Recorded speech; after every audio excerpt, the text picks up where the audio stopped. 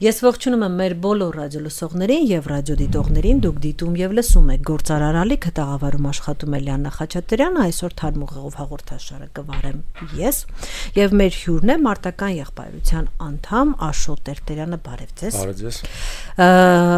Պարոն Տերտերյան, վերջերս էի մասնակցում մի քննարկման լրագրողներ էին, ոնց որ փակ ասելով լրատվական դաշտի, հա, լուսաբանելու համար էր փակ, ոչ թե գաղտնի, այլ այդպես։ Քննարկում էր, որի ժամանակ տենց խոսում էինք, որ տարբեր կուսակցություններ, տարբեր ուժեր Հայաստանում, տարբեր խնդիրների խաղաղության օրակարգի տարբեր լուծումներ են առաջարկում եւ այսպիսի միտք հնչեց, որ Հայաստանում չկա պատերազմի կուսակցություն։ Անձամբ ես առարկեցի եւ ասացի, որ մարտական եղբայրությունը իմ կարծիքով պատերազմի կուսակցությունն է։ Շատ վախենալու բաներ ենք ասում, մարդկանց հիմա կթվա որ մարտական եղբայրությունը կոչ է անում բոլորին գնալ եւ պատերազմել, բայց ես ունեմ առնվազն այն տպավորությունը, որ միակ կուսակցությունը, որը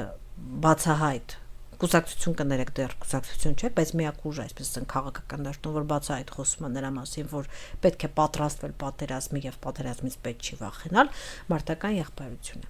Հիմա այսօր հենց այդ պատերազմի եւ խաղաղության մասին եմ ուզում ձեզ հետ խոսել, բայց հենց առաջին հարցս, արդյոք իմ տպավորությունները ճիշտ են, կարող է ես սխալ տպավորություն ունեմ, հա, ձեզնից, եւ որն է իրականում ձեր մեսիջը, հա, պատերազմի հետ կապված։ Շատ լավ, իրականում պատերազմի կուսակցությունն ասել իհարկե սխալ է։ Այդ բաժանումը 90-ականներից եկած միգուցե հայտնի քաղաքական զարգացումների հետևանքով ստեղծված բաժանում է, բայց դա իրականությունը չի արտահայտում։ Ավելի ճիշտ կլինի միգուցե ասել կուսակցություն, որը գաղափարական պարտություն չի կրել իր հակառակորդից, այսինքն չի ընդունել պարտությունը որպես խաղաղություն։ 90-ականներից, եթե դուք հիշում եք, այդ թեման առ այսօր արդեն քանի տասնամյակ շրջանառվում է, այդ մոլուցքը խաղաղության ձգտել եւ պարտությունը որպես խաղաղություն ներկայացնել իրականում։ Որովհետեւ շատ դժվար է ժողովրդին կամ ազգին համոզել ընդունելու պարտությունը։ Դու պետք է դրա գաղափարը նենգափոխես, մեկ այլ անուն տաս դրան, շատ հարմար անուն է խաղաղությունը ու համոզել ժողովրդին ընդունելու դա։ Բայց պարոն Տերտերյան, կներեք էլի ընդհանրեցի ձեր միտքը, բայց խաղաղության մասին դիսկուրսը դեռևս Լևոն Տեր-Պետրոսյանի օրոք էր սկսվել։ Եվ մենք բայց պարտություն չէինք կրել առաջին Արցախյան մարտի ժամանակ։ Դե կապ չունի կրել ենք թե չենք կրել։ Մենք հաղթողն էինք։ Այո, պատերազմում չես կրել, բայց կարելի ասել պատերազմի անմիջապես հետո սկսվեց արդեն պարտության ընդունումը։ Երբ որ դու պատերազմի արդյունքները, այսինքն հոգուտ քեզ ստեղծված կարգավիճակը համարում ես, որ դա լուծում չէ, ու սկսում ես լուծում փնտրել, դա առաջին պարտության ընդունումն է։ Այսինքն առաջին ներուժ պարունակող քայլն է հետագայում ամբողջական պարտությունը ընդունելու։ Երբ որ 1997 թվականին Լևոն Տեր-Պետրոսյանը հրապարակեց իր հայտնի հոդվածը «Պատերազմ թե խաղաղություն. լրջանալու պահը», այդ հոդվածը գաղափարապես արդեն բյուրեղացրեց ամբողջ այդ 90-ականների քաղաքականությունը Հայաստանի վարած եւ հետագա Հայաստանի վարելի քաղաքականության հիմքում դրեց այդ գաղափարախոսությունը։ Ու մինչեւ հիմա Հայաստանը այդ պատերազմի եւ խաղաղության վեճի մեջ է։ Ավելի ճիշտ եթե բնորոշեմ, պարտության փաթեթավորման վեճի մեջ է, թե ինչ պարտության փաթեթավորմամբ Հայաստանը պետք է ընդունի իր պարտությունը, որի անունը դրվել է խաղաղություն եւ այդպես էլ մնացել է, եւ շարունակի իր քաղաքականությունը, եւ դրա ավարտը 2020 թվականի եւ 23 թվականի դեպքերն են։ Մինչեւ այսօր Հայաստանի իշխանություններն էլ այսօրվա իրենք պարտությունը ուրեմն փաթեթավորում են այդ խաղաղության անվտանգ եւ փորձում են հրամցնել ժողովրդին։ Եթե վերադառնանք այդ 97 թվականի հայտնի հոդվածին, մենք կտեսնենք, որ այնտեղ 3 առանցքային գաղափար կա։ Մեկ այն է, որ Արցախյան հարցը ունի լուծման կարիք, մյուսը այն է, որ այդ լուծումը եթե չլինի, ապա նոր հազարավոր կոտորածներ զոհեր կունենանք, աղքատություն, աղետ կլինի, եւ երրորդը այն է, որ եթե ուզում ենք, որ լուծվի, ապա Հայաստանը պետք է կատարի զիջում։ Իհարկե դրա անունը փողզիջում են դնում։ Այսինքն այնտեղ չի խոսում, որ Ադրբեջանը մեզ պետք է զիջում կատարի, այսինքն համոզում է այդ հոդվածով հայկական հասարակությանը, որ պետք է զիջում կատարենք։ Եվ եթե այս կետերը մենք մեկնաբանում ենք, տեսնում ենք, որ ընդհանրապես համաշխարհային պատմության մեջ որպես այդպիսին հակամարտության լուծում հասկացություն գոյություն չունի, ցանկացած լուծում, եթե նույնիսկ թշնամին ընդունում է այդ լուծումը, միևնույնն է 10 տարի, 20 տարի, 30 տարի հետո նորից պատերազմ է բռնկվում։ Պատերազմ չի բռնկվում, երբ որ կողմերից մեկն ու մեկը կամ երկուսը ոչնչանում են ընդհանրապես, կամ կորցնում են այդ հակամարտության նկատմամբ ինչ-ինչ պատճառներով հետաքրքրությունը։ Այսինքն կեղծ գաղափար նետել ասպարեզ, որ մեզ անհրաժեշտ է լուծում, դա հակառակորդի ուրեմն պայմանի ընդունում է իրականում։ Երբ որ հակառակորդը ասում է, չէ, լուծված չէ, եկեք մենք լուծելու հարց ունենք, եւ դու ընդունում ես, դու ասում ես, այո, լուծում ունի, ազդարարում ես այդ հոդվածով։ Դրանից հետո ասում ես, որ եթե չլուծվի, ապա կլինի պատերազմ, զոհեր եւ աղետ, չէ, այսինքն վախացնում ես դրանով։ Դրանից հետո արդեն ասում ես, պետք է փողզիջում լինի։ Իսկ փողզիջմամբ համաշխարհային պատմությունը որևէ հակամարտության լուծում չի ճանաչում, լուրջ հակամարտության։ Սա էլ մյուս կեղծիքն է։ Այսինքն, եթե վերցնենք մոտ 10,000 տարի ազգերի եւ պետությունների հակամարտության պատմությունը, երբեք հակամարտությունները չեն լուծվել փողզիջմամբ եւ հանկարծ ինչ որ մեկը գալիս է ասում է, որ փողզիջմամբ պետք է լուծենք, բնական է, որ չի ստացվելու եւ դա հայտնի է, իրենց էլ հայտնի է եղել։ Բայց այս հոդվածը պետք է դիտարկել այդ ժամանակվա քաղաքական, աշխարհաքաղաքական գործընթացների, ինչպես նաեւ ներքաղաքական գործընթացների շրջանակում, այստեղ պետք է հիշել, որ Ամերիկայի պետական դեպարտամենտի հրապարակված փաստաթղթերում այնտեղ առկա է այդ կուլիսների հետևում բանակցությունների մասին արձանագրություններ եւ նշում կա, որ Ռուսաստանի արտգործնախարար Եվգենի Պրիմակովը խորհուրդ է տալիս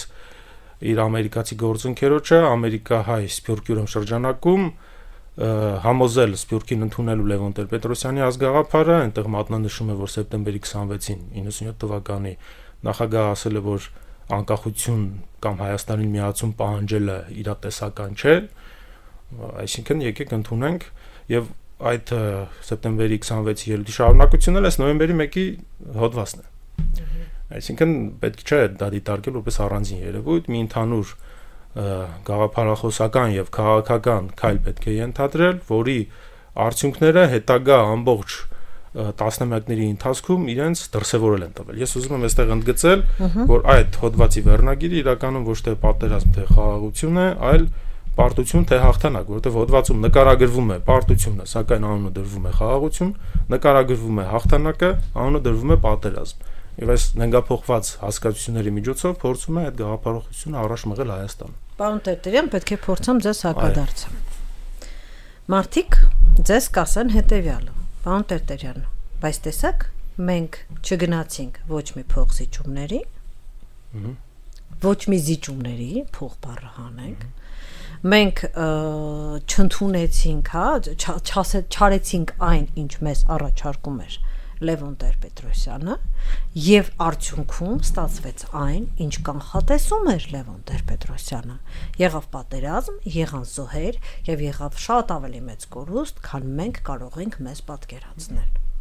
Այո, շատ ճիշտ է, այստեղ ուզում եմ անձերից նախ վերանանք, որովհետեւ այստեղ Լևոն Տեր-Պետրոսյանը կարևոր չէ, այլ գաղափարախոսությունը, փիլիսոփայությունն է, հավաքի, որ նա է ուղղակի ընդունենք, որ նա միակ մարդը չէր, որ այս թեզը առաջ էր տանում, հա։ Մյուս Հայաստանի ղեկավարներն էլ ըստ էության, գուցե ոչ ամբողջությամբ, բայց ընդունել են գաղափարախոսությունը եւ խաղացել են այդ գաղափարախոսության դաշտում։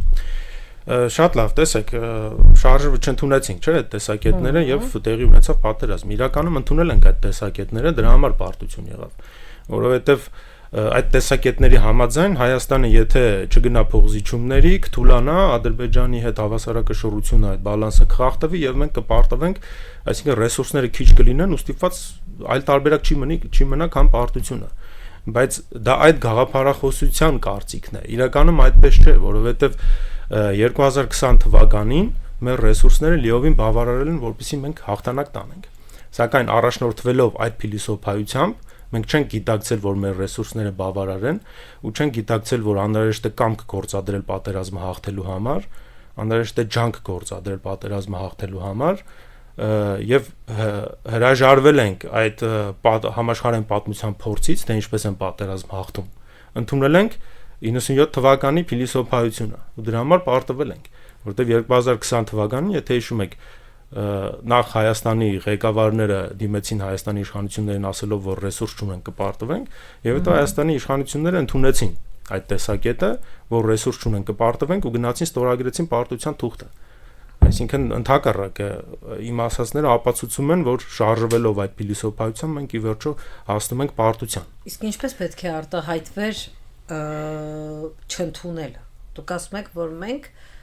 անմիջապես առաջին հաղթանակից հետո ընդունել ենք պարտվողական դիրք։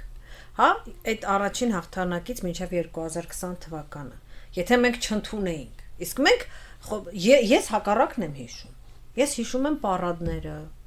ռազմական, ես հիշում եմ ոչ միտիս հող թշնամու պնդումը։ Մենք հասկանում ենք, որ ինչ որ մադրիդյան սկզբունքներ կան այնտեղ հեռվում մեզ հետ կապ չունեն, բայց ներքաղաքական դիսկուրսում ես հիշում եմ, որ ինչ էին ասում են Վազգեն Սարգսյանը հանեց Լևոն Տեր-Պետրոսյանին հենց դրա համար, ասեց ոչ միտիս հող չենք տալու։ Այսինքն ես չեմ հիշում պարտվողական դիսկուրս ներսում։ Դուք ասում եք, որ այն այնուամենայնիվ կար։ Okay, եթե այն չլիներ, եթե մենք չընդունեինք, եթե մենք պատրաստվեինք միայն հաղթանակին, դա ինչպես պիտի արտահայտվի։ Տեսեք, այստեղ պարտվողական դիսկուրս էլ տեղի չունեցել։ Ես արդեն ասացի, որ պարտությունը անվանվել է խաղաղություն, խաղաղության դիսկուրս է եղել։ Այսինքն մոլուցք է եղել եւ սևեռուն այսպես գաղափար է եղել, որ մենք պետք է ամեն ինչ անենք, որ խաղաղություն լինի, այսինքն ամեն ինչ անենք, որ պարտություն լինի, դա է եղել։ Դա դրսևորվել է նույն բանակցություններով, բանակցությունների, ուրեմն արտահայտություն հանդիսացող հայտարարություններով, փաթեթներով եւ գործողություններով։ Հայաստանը ընդունել է ըստ էության, որ Արցախը Ադրբեջանի մաս է, նույն Լևոն Տեր-Պետրոսյանը թե բանակցություններում, թե հրապարակային հայտարարություններում ասել է, որ մեր առաստաղը Ադրբեջանի կազմում ինքնորոշումն է, այսինքն գործողությունները եւս վկայել են, թեև միգուցե լրատվությամբ կամ ինչ որ մամուլի էջերում դրա մասին քիչ է խոսվել կամ թաքցված է խոսվել, բայց փաստացի քաղաքականությունը դա է եղել։ Ընդամենը եթե այսպես ասենք, այդ փիլիսոփայությունից դուրս քաղաքականություն թե ինչպիսին պիտի լիներ, եթե ես ասեմ, պետք է լիներ համաշխարհային փորձը հաշվի առնելով, այսինքն արկա կարգավիճակը հոգուտ քեզ ամրապնդելով ու պատրաստվելով հերթական պատերազմի կամ թեկուզ նախահարձակ լինելով, որովհետև դու չես կարող սпасել, թե երբ է թշնամու համար հարմար լինելու, եթե որ ինքը հարձակվի քեզ վրա, որովհետև դու պետք է խանգարես նրան հզորանալ, եթե գտնում ես, որ նա սպառնալից կերպով արդեն հզորանում է, դու չես հասցնում իր հետևից, դու պետք է քայլեր ձեռնարկես նրան խանգարելու համար հզորանալ, եւ այս քաղաքականությունը ի վերջո եւս կբերեր պատերազմի, բայց այդ պատերազմում արդեն հաղթանակ կլիներ, որովհետև դու կեղծ գաղափարներով չես առաջնորդվել այս ամբողջ ընթացքում եւ պատերազմի ընթացքում էլ նույն 2020 թվականի պատերազմը այդտեղ հաղթանակային չէ, որ դու ոչ միտից հող չկորցնես, կամ նույնիսկ հաղթանակային չէ, որ դու Ստեփանակերտը չկորցնես, Լեռնային Ղարաբաղի ինքնավար մարզի տարածքը չկորցնես, Շուշին չկորցնես, այդ ամենը կորցնելով էլ կարող ես հաղթել։ Հաղթանակ կլիներ այն, որ ցախողվեր Ադրբեջանի քաղաքական նպատակները Հարավային Կովկասում հաստատելու իր գերակայությունը, որովհետև Ադրբեջանի քաղաքական նպատակը ոչ միայն այն է եղել վերադարձնել իր տարածքները, այլ նաև հաստատել իր քաղաքական գերակայությունը։ Իսկ դա հնարավոր կլիներ Հայաստանին անհամաչափ կորուստ պատճառելով, Հայաստանի բանակին պարտության մատնելով, ինչպես նաև Հայաստանի քաղաքական իշխանությանը պարտության մատնելով։ Սրան գումարած Հայաստանի գաղափարական պարտության մատնել է։ Այսինքն ընդունել տալը, որ դա Ադրբեջանի տարածք է, ընդունել տալը, որ դու մեղավոր ես, որ Ադրբեջանի տարածք ես վերցրել, ընդունել տալը, որ տարածքի այդ ինքնորոշման իրավունքը պիտի սահմանափակվի Ադրբեջանի տարածքային ամբողջականությամբ եւ այլն։ Այ մարտական եղբայրության տարբերությունը հենց այն է, որ գաղափարական պարտություն մենք չենք կրել, ի տարբերություն Հայաստանի բոլոր առաջնորդների։ Ես ճիշտ եմ հասկանում, փոքրիկ ճշտում եւ անցնեմ հաջորդ հարցին, խաղաղությունը ձեր դեպքում քաղաքական դիսկուրսներում հնչած խաղաղությունը դուք հավասարեցնում եք պարտության։ Այս իրավիճակում այս ուրեմն բովանդակությամբ խաղաղությունը, սկսած 94 թվականից այդ բանակցվող, այո։ Շատ լավ։ Մի եզրույթի մասին եմ ուզում խոսալ եւ ձեր կարծիքը հարցնել, այսպես կոչված մեծ խաղացողներ եզրույթի, որը կապ չունի քաղաքական ինչ հարց ենք մենք քննարկում։ Առհասարակ ամենուր հնչում են մեծ խաղացողներ։ Մարդը գալիս է բողոքում է, չգիտեմ, վարչապետ Նիկոլ Փաշինյանից։ Հաջորդ արտահայտությունը, որ նա ավելացնում է, որ այդ հո ինքը չի անում, այդ իր հետևում կապ չունի մասոններն են, Էրդողանն է, Պուտինն է, ըստ մարդու աշխարհայացքի, ըստ ցանկության, ինչ որ մի ավելի մեծ խաղացող կա։ Երբ որ հարցնում ես մարդկանց այդ ձեր ասած, օրինակի համար 2006 թվականին ինչու մենք չփորձեցինք նախահարցակ լինել, հա, քանի ուժեղ ենք, այդ բալանսը շատ տարբերություն չկար, մի քիչ առաջ գնանք, ասում եմ, հո մենք չենք որոշողը, մեծ խաղացողներ կան, իրանք են որոշում մեր կամ իրանց կռվելը։ 2020 թվականին Իլհամ Ալիևը մեր վրա հարձակվեց, ինչու մեծ խաղացողները թույլ տվեցին։ Հիմա հո մենք չենք որոշում, մեծ խաղացողները, Թրամփի ճանապարհ, մեծ, այսինքն մեր ամբողջ ներքաղաքական մտքի մեջ ու կապ չունի այդ միտքը աջ կողմից հա, ձախ կողմից հա, կենտրոնից հա, այդ մեծ խաղացողների եւ մեր ոչ մի բան չորոշելու գաղափարը ինքը սենց կարմիր թելով գնում է։ Ձեր դիրքորոշումը այս կոնցեպտի նկատմամբ։ Տեսեք, իհարկե մեծ խաղացողների դիրքորոշումը հաշվի չառնել չի կարելի, որովհետեւ ինչքան դու հնարավորություն ունես իրենց դիրքորոշումը հաշվի չառնել, 100 անգամ ավելի մեծ հնարավորություն իրենք ունեն քո դիրքորոշումը հաշվի չառնելու։ Սակայն դա դարձնել ծայրահեղություն, որ մենք ով ենք ընդհանրապես չկանք, հա։ Որովհետև տեսեք, ես միշտ ընկերական շրջապատում ասում եմ, որ մեր առաջին դեմքերը, ովքեր որ առաջնային բանակցություններ են վարել մեծ տերությունների հետ, իրենք շատ լավ գիտեն, որ մերժել են մեծ տերություններին եւ Հայաստանին ոչինչ չի եղել, շատ հաճախ, այսինքն դա հնարավոր է, սակայն դրա մասին ժողովրդին չեն պատմում։ Ընդհակառակը կեղծ բաներ են պատմում, որ հնարավոր չէ ոչինչ անել։ Այսինքն իրենց մոտ դիտավորությունը ես նկատում Հայաստանի առաջին դեմքերի բոլոր ժամանակների չպատմել իրականությունը բանակցությունների ոչի, բանակցությունների բովանդակության, այդ թե ինչ է լինում, եթե դու հզոր պետության ղեկավարին ասում ես ոչ, չպատմել, որպեսզի հայկական հասարակությունը քաղաքական հասունացում չունենա եւ երբ որ գալիս է մի պահ ճգնաժամային, այդ հասարակությունը չկարողանա ճիշտ քաղաքական դիրքորոշում բռնել, որովհետեւ ինքը բոլորովին ուրիշ գաղափարներով է հասունացել կամ ձևավորվել։ Մեծ տերություններ, եթե խոսքը վերաբերում է քո կենսական շահերին, իհարկե պետք է դեմ գնալ մեծ տերությունների շահերին, չի կարելի դրան ենթարկվել։ Կարելի է որոշ ոչ այնքան կենսական շահերում ինչ որ զիջումների իհարկե գնալ, բանակցություններ վարել, բայց կենսական շահերին արգելվում է, դա ի վերջո բերելու է կործանման։ Հնարավոր չէ տեղավորվել մեծ պետությունների շահերի հոսքի մեջ եւ ունենալ պետության երկարատև կյանք կամ պետության հզորացում։ Սա չի կարելի ընդունել։ Դրա համար պետք է մեր առաջին դեմքերը ես խորհուրդ եմ տալիս իրենց, թող դուրս գան պատմեն իրենց հետ պատահած դեպքերը, երբ որ ասել են ոչ եւ ոչինչ էլ տեղի չունեցել։ Ինչ վերաբերում է պատերազմներին, մշտապես տարիների ընթացքում պատուհաններ բացվում են պատերազմելու։ Մշտապես պատմության ընթացքում այս կամ այն գերտերության շահերը համընկնում է քո շահերի հետ կամ հակառակորդի շահերի հետ, երբ որ երկուսն էլ ուզում են պատերազմ։ Այսինքն 5 տարի, 10 տարի միգուցե դու չկարողանաս պատերազմ սկսել կամ միգուցե հակառակորդը քո դեմ չկարողանա պատերազմ սկսել, բայց 11-րդ տարում արդեն հաստատ այդ պահը կգա։ Օրինակ Հայաստանի պատմությունը վերցնենք։ 2010-ականներին, երբ որ դիվերսիոն հարձակումները շատացան, 2014 թվականին տեղի ունեցավ այդ օգոստոսյան պատերազմ հասկացություն, 2016-ին ապրիլյան պատերազմ։ Այսինքն, երբ որ տեսնում եք անընդհատ պատերազմական թեժացումներ եղել են, հենց այս պատերազմական թեժացումները վկայել են, որ Հայաստանն էլ կարող էր այդ ընթացքում նախահարցակ լինել կամ օրինակ 2016 թվականի պատերազմը չդադարեցնել, շարունակել այնքան, մինչև որ իր համար ավելի ընդունելի քաղաքական արդյունքների հասներ։ Եվ վերջին հարցս, մենք ունենք մոտ 2-3 րոպե, այդուհանդերձ, հա, խաղաղության օրակարգի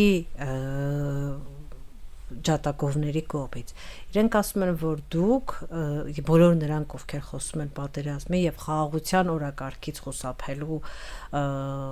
տեսակետից, պարզապես տանում եք մեր եղբայրներին, որդիներին սպանության, որովհետև այո բոլորին էլ հասկանալի է, որ պատերազմները անխուսափելի են, վաղ թե ուշ լինելու են, բայց քանի կարող ես ձգել խաղաղություն լինի, պետք է ձգես։ Ինչքան կարող ես ձգել բարօրությունը, այնքան պետք է ձգես բարօրությունը եւ խաղաղությունը։ Իսկ դուք ասում եք, չէ, պետք չէ ձգել, պետք է հենց հիմա բոլորս կգնենք կրակի մեջ։ մենք այդպիսի բան չենք ասում։ Լավ, տեսեք, նույն նորից վերադառնում ենք այդ 90-ականների գաղափարախոսությանը, փիլիսոփայություն ավելի ճիշտ։ Այնտեղ է որ հաղթանակին անվանում են մեր երեխաների կորուստ կամ զոհեր հազարավոր կամ աղետ պատերազմ։ Այնտեղ է համարվում։ Եկեք դուրս գանք այդ փիլիսոփայությունից։ Հաղթանակը ինքը պատերազմ, մահեր եւ կորուստներ չի, ընդհակառակը հաղթանակը ձեռքբերումներ, հաղթանակը կյանքեր են փրկված, հաղթանակը չկոտորված բնակչություն է խաղաղ։ Անվանեք հաղթանակին հաղթանակ։ Հաղթանակին պետք չի անվանել պատերազմ։ Հասկանում եք, հիմա էլ նոր այս նոր իշխանությունները մեր,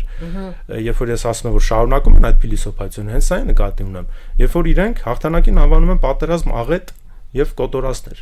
Չենք անվանում այդպես, դուրս են գալիս այդ փիլիսոփայությունից, կառուցում ենք մեր փիլիսոփայությունը, մեր հաղթանակի եւ մեր խաղաղության բովանդակությունը։ Մենք ձգտում ենք խաղաղության, այո, խաղաղության, իրական խաղաղության, ոչ թե խաղաղության անունը դնել պարտության անունը դնել խաղաղություն եւ հաղթանակի անունը դնել պատերազմ։ Այսինքն ես ճիշտ հասկացա, որ դու քո քայլերում քաղաքական միշտ ապագայից պարտքով ինչ որ բան ես վերցնում։ Եթե դու հիմա գնում ես զսպման եւ այդ պարտության անունը դնում ես խաղաղություն, դու պարտքով այդ ապագայից վերցնում ես հիմիկվա խաղաղությունը, ապագայում ավելի ուժեղ պատերազմի եւ ավելի ուժեղ կորուստների տանելով։ Տեսեք, ընդհանրապես հետեւյալն է։ Քո քաղաքականությունը, Հայաստանի քաղաքականությունը չպիտի լինի պարտության ընդունում եւ դրա անունը դնել խաղաղություն։ Քո քաղաքականությունը պետք է լինի քո կենսական շահերի պաշտպանություն։ Նույնիսկ երբ որ հակառակորդը պատերազմով հարձակվել է քեզ վրա զորքով, նույնիսկ եթե հակառակորդը քեզ ուժով է սպառնում, միևնույն է դու չպետք է խաղաղությանը, պարտությանը անվանես խաղաղություն եւ ընդունես դա։ Այսինքն մենք ասում ենք, որ կարծում եք մեր իշխանությունները հակառակորդի ռազմական ուժի գործադրման դեմ պետք է Հայաստանը ռազմական ուժ գործադրի ու պաշտպանի իրեն։ Մեր ասածը սա է, մենք չենք ասում հենց վաղը պետք է գնանք հարձակվենք ու քանդենք սա եւ չէ, մենք խաղաղություն հաստատելու քաղաքականություն պետք է վարենք, սակայն միջև այն պահը, երբ որ թշնամին իր ռազմական սպառնալիքով ստիպում է մեզ հրաժարվել մեր կենսական շահերից։ Ներկա քաղաքականությունը ասում է կապ չունի թշնամին ինչքան է մեզ ստիպում, մենք պետք է ընդունենք թշնամու այդ ռազմական ճնշումը, որովհետև մենք ռեսուրս չունենք կամ եւ այլն, որովհետև մենք ուզում ենք խաղաղություն։ Սա խաղաղություն չէ։ Կարծում եք իշխանությունները չեն ընդունել պարտությունը։ Ընդունել են պարտությունը իրենք։ Էլ ոնց ասեն, որ ընդունել են։ Դրա անունը դրել են խաղաղություն, այսինքն ոչ թե ընդունել, այլ այդ փիլիսոփայության շարունակողն են պարտություն ընդունել, անունը դնել խաղաղություն։ Շատ լավ, շատ շնորհակալություն։ Ես մեր բոլոր ռադիոլսողներին եւ ռադիոդիտողներին հիշեցնեմ, որ դուք դիտում եւ լսում եք գործարարալիքը, մեր հյուրն էր մարտական եղբայրության ներկայացուցիչ Աշոտ Տերտերյանը։ Շնորհակալություն։